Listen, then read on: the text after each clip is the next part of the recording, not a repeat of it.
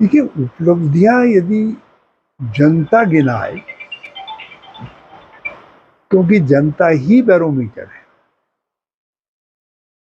और इस एक साल में जनता का भ्रम बहुत टूटा है। अब जनता के मन में 6 साल के सवाल उमड़ घुमड़ रहे हैं। और सबसे बड़ी विफलता इस सरकार की ये है कि पद रिक्त हैं, इरादा भी व्यक्त करते हैं, मगर घोषणाएं करते हैं, पदों का इम्तिहान नहीं कर पाते, विफल हो जा रहे हैं। नाटक कर रहे हैं, कह रहे हैं बहुत सख्त कानून बना दिया। भाई, कानून धरातल पे क्या कर पा रहा है ये तो बताओ ना। इम्तिहान कराना तुम्हारा फर्ज है। तुमने यदि किसी चोर को पकड़ लिया, डकैत को पकड़ लिया, इससे ये तो नहीं है कि आपने जो आपका बुनियादी कर्तव्य था वो पूरा कर दिया। परीक्षा करवाना, लड़कों को नौकरी मिले, वहां तो आप फेल हो गए। घोषणाएं हो गई हैं 25-30 हजार पदों के भरने की, और अभी तक आंकड़ा 2,000 2,500 को भी पार नहीं कर पाया है। तो लोगों के मन में इसकी गहरी चुभ है। जो लोग अंशकालीन तौर पे थे, जैसे अंशकालिक टीचर है, हमारे अतिथि शिक्षक हैं, हमारे उपनल कर्मी हैं, और दूसरे ऐसे जो लोग थे जो अपनी सेवाएं दे रहे हैं, जिन पर राज्य की व्यवस्थाएं चल रही हैं, आपने उनकी समस्याओं का समाधान नहीं किया 6 साल के अंदर। और हम उसके लिए जो फॉर्मेट बना करके गए थे उसमें तुमने काम काम नहीं किया। तो ये चीजें लोगों को बहुत अखर रही। इधर ओल्ड पेंशन स्कीम का सवाल उमड़ घुमड़ करके आ रहा है। अब लोगों को जो जो नई पेंशन मिलने लग जा रही है, और जैसे जैसे उसकी चर्चाएं चल रही हैं, तो जितने कर्मचारी जो रिटायरमेंट के करीब है, उन सब की बेचैनी बढ़ती जा रही है। उस पर भाजपा नीचे से लेकर के ऊपर तक बिल्कुल मौन है। हमने फैसला किया, हम लड़ेंगे और सरकार लाएंगे। तो जिस तरीके से हमने कांग्रेस राज्य शासित राज्यों में ओल्ड पेंशन स्कीम को प्रारंभ किया है, हम जो है देश भर में भी प्रारंभ करेंगे। मगर इस सरकार से तो सवाल है लोगों का। सड़कों की हालत ऐसी है, हम चमाचम छोड़ करके गए थे और इन्होंने सब गड्ढे गड्ढे बना दिए। नैनीताल और मसूरी में जब बदहाल स्थिति है, देहरादून और हरिद्वार, रुड़की, कई शहर जो है बिल्कुल पूरे जलमग्न पड़े हुए हैं। तो ये स्थितियां चीख चीख करके कह रही हैं कि सरकारी तंत्र विफल हो रहा है।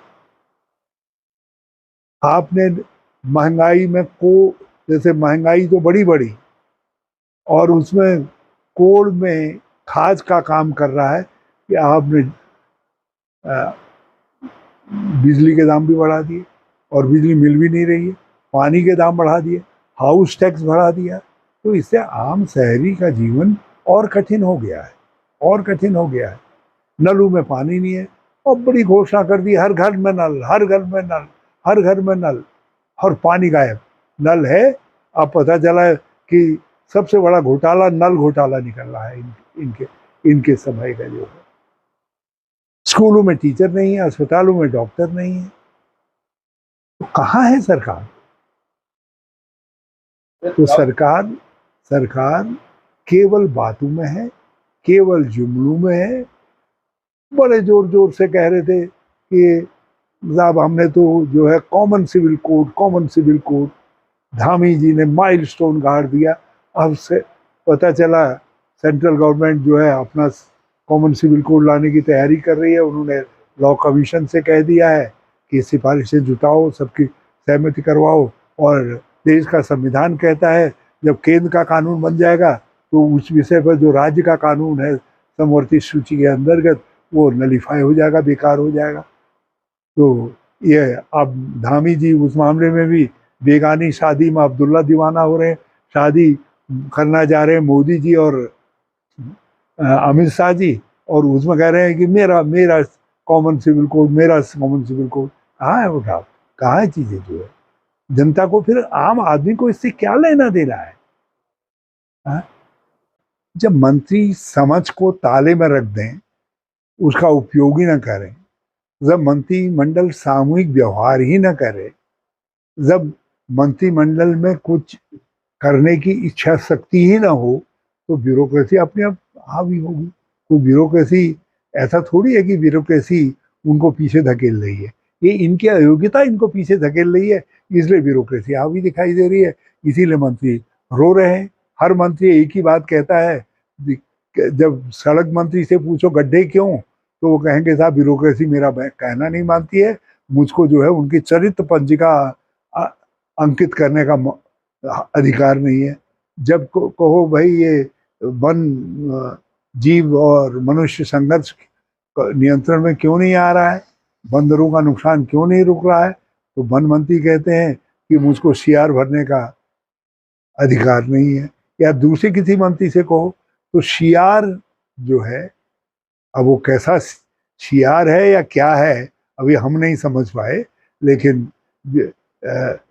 इनका रोना है कि ब्यूरोक्रेसी हमारी नहीं सुन रही है। हमको कुछ कहने की जरूरत ही नहीं है, इनके मंत्री खुद ही कह रहे हैं ब्यूरोक्रेसी हमारी नहीं सुन रही।